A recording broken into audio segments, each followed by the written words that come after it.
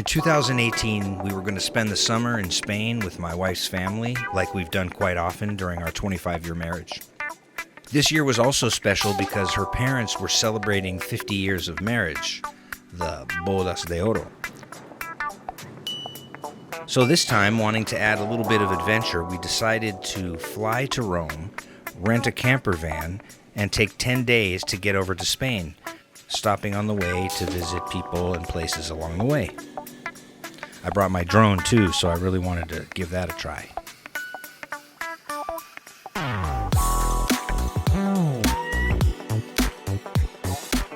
The first stop was a campground outside of Rome.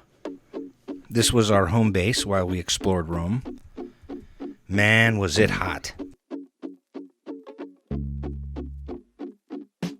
We saw Vatican City, the only existing example of a country within a city. Oh yeah, and the Pope lives there. Look at all of this. The Catholic Church is the most successful, long-running corporation ever. Okay guys, recording.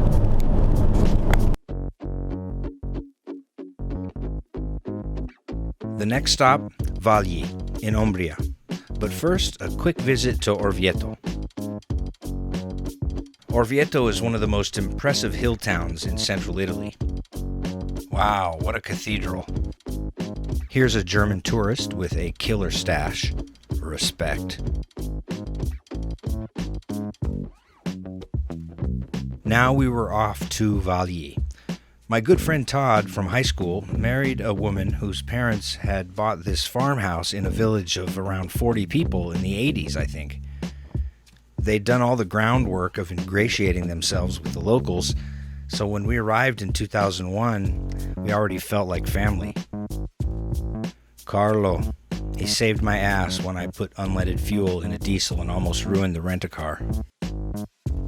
This place really is paradise. So isolated and quiet. People used to do the laundry here. Man, I could stay here forever. But we had to move on. It's always great to visit that magical place. I cannot wait to go back. On the way out of town, we stopped in Todi. It's the closest town to Vagli.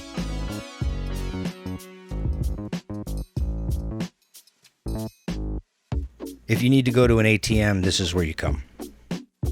Next, we headed to Florence, or Firenze, as the locals insist on calling it.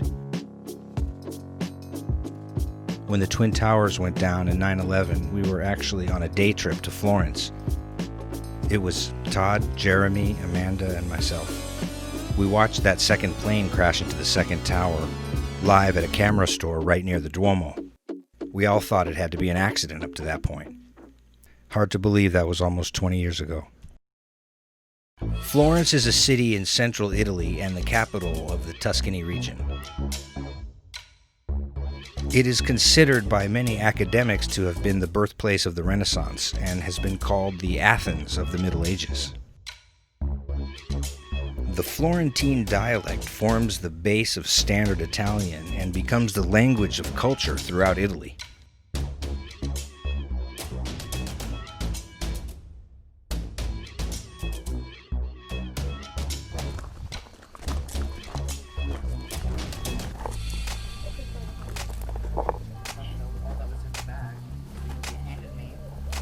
Hi. Heading to France next, we have a long day of travel ahead of us. We made it to Saint-Tropez, exhausted. This campground near Saint-Tropez had the cleanest bathrooms I have ever seen. Bravo! I met this cool dude from Sicily. So we spent one night there and actually decided to not go into town because it was going to take too long. We stopped in Avignon. Elena took the kids and I took a nap in the van. Avignon was the capital of the papacy from 1309 to 1377. Avignon remained the sole capital of the church until 1377 and remained one of the residences of the papacy during the 39-year Great Schism when popes ruled in Avignon and Rome. Next stop, Valence, to visit Conrado and his wife Martín. Conrado's father is Spanish, and he would spend summers in Miranda, and that's how my wife knows him. He lives in this great place north of Avignon. Valence, located in the heart of the Rhône corridor, it's where the south of France really begins. He took us on various day tours to some beautiful places in the area. It's really good to know a local. Grignon was great. The lavender was in bloom, and there was a pétanque tournament going on. It has a magnificent Renaissance castle.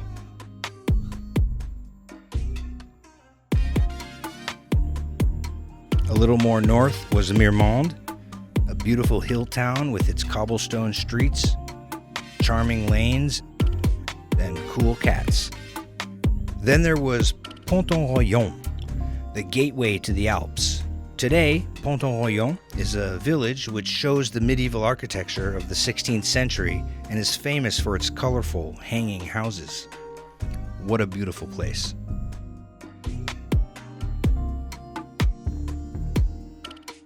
Let's go spelunking, shall we? Just up into the mountains, there is Choronche Caves. These places are amazing.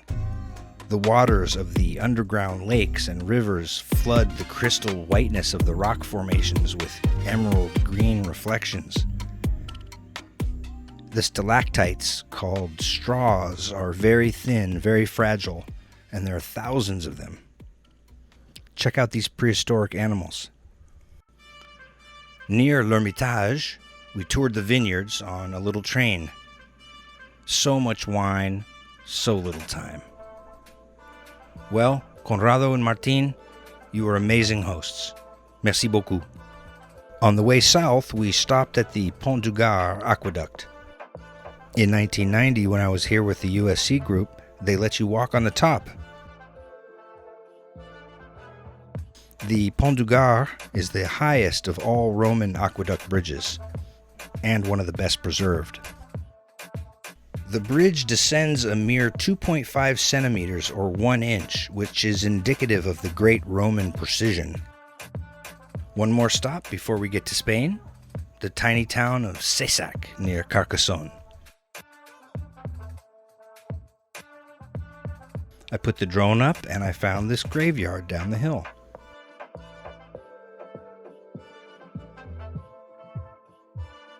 We made our way across the south of France, along the Pyrenees, crossing the border into Spain. In another hour or so, we would be sleeping in familiar beds. Miranda de Ebro, here we come. This is where we got married in 1995. Her father, Sebastián, moved the family up here for a good job in the early 70s. This is the town where we plan to retire. This is where her parents live, where she lived until she was 16 or so, when she went back to Madrid. So we celebrated their 50 years of marriage, had a great dinner, and here's some more drone footage. Elena and I rented a car and went on some day trips. I really wanted to fly my drone more. We hit many cool small towns west of Bilbao. Guecho is a suburb that my wife tells me is fancy. This contraption is a super cool way to get your car across the river. This is a great little town. These are called pinchos. The Basque Country has its own police force. It's called the Ertzaintza. We drove up the coast to San Juan of Gaztelugatxe. It's connected to the mainland by a man-made bridge. On top of the island sits a hermitage named Gaztelugatxeko Doniene in Basque, dedicated to John the Baptist, that dates from the 9th or 10th century. HBO filmed scenes for Season 7 of its fantasy series Game of Thrones at the islet. Gaztelugatxe stood in for Dragonstone with a digitally created castle on top. The hermitage is accessed by a narrow path crossing the solid stone bridge and going up 231 steps. According to legend, after the slightly strenuous climb to the top of the crag, one should ring the bell 3 times and make a wish. Next stop, Bermeo. Bermeo, in the province of Biscay, has almost 17,000 people, and it's the most important fishing port in the Basque Country. The town was founded in 1236. Just down the coast is Mundaka. The name of the town has Danish origin. It has been proven that the Vikings arrived there 900 years ago. The current temple dates from 1879 when it was rebuilt, but since the Middle Ages it has been used as a meeting place, a hospital in times of epidemics, and even as a defensive fortress. Despite the various reconstructions, largely due to the fact that the hermitage constantly suffers the effects of storms due to its location, the building maintains a transitional style between Gothic and Renaissance. Pay attention to the walls that surround the building, which also date from the time it was built. Next town, inland, Guernica. April 26, 1937, during the Spanish Civil War, Guernica was the scene of a vicious bombing. The raid was requested by Francisco Franco to aid in his overthrowing of the Basque government and the Spanish Republican government. The town was devastated, though the Biscayan Assembly and the Oak of Guernica survived. Here it is. Pablo Picasso painted his famous Guernica to commemorate the horrors of the bombing. So this is Julio. He's my brother-in-law's father-in-law, or el suegro de mi cuñado. He offered to take me on some side trips into La Rioja. San Vicente de la Sonsierra has an almost indescribable charm. It's a small, sleepy village set against the spectacular backdrop of the ruins of San Vicente Castle, a destination that represents rural Spain at its best. Check out the drone stunts. We stopped and had some lunch, Spanish style, at a cool little hidden lunch spot he knew about. He grew up in the area and he knows it well. The hermitage of Santa Maria de la Piscina is very close. The dedication of the 12th century building refers to the Pool of Bethesda. It was apparently founded to house relics from the Holy Land, notably a supposed fragment of the True Cross.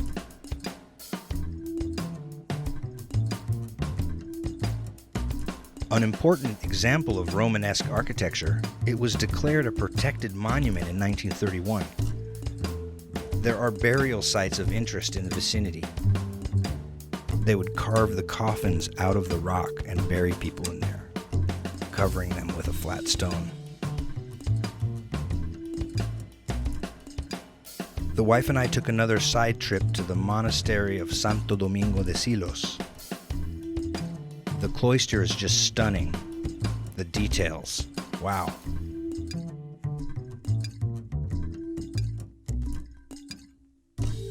This beautiful monastery is over 1,000 years old and is home to a group of singing monks whose Gregorian chants became popular worldwide.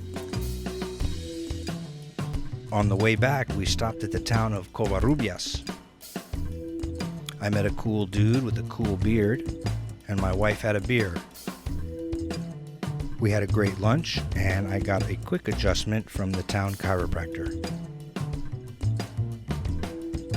Another day, we took the boys up the river and got to visit San Martin de Don. We were so glad we got to visit the parents of my wife's oldest friend, whose father Miguel has since left this world. He will be missed. Back in Miranda, our home base, we had an evening out with her friends. It's always fun to catch up with these folks.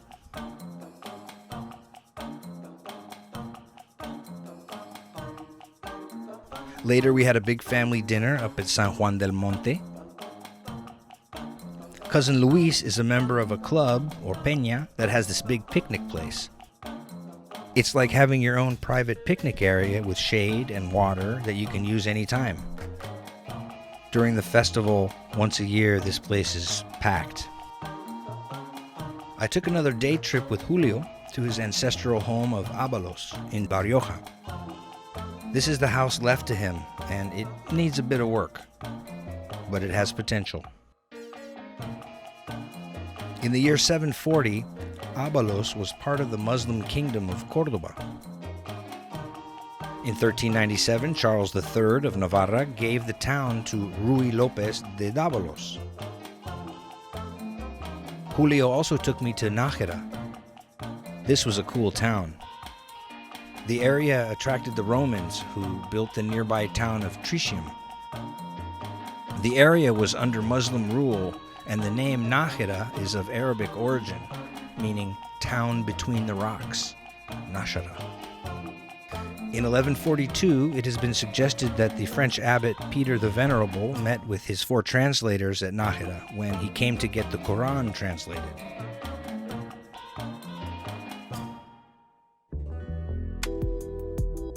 Another side trip with the wife took us to Frias. What a gem of a town.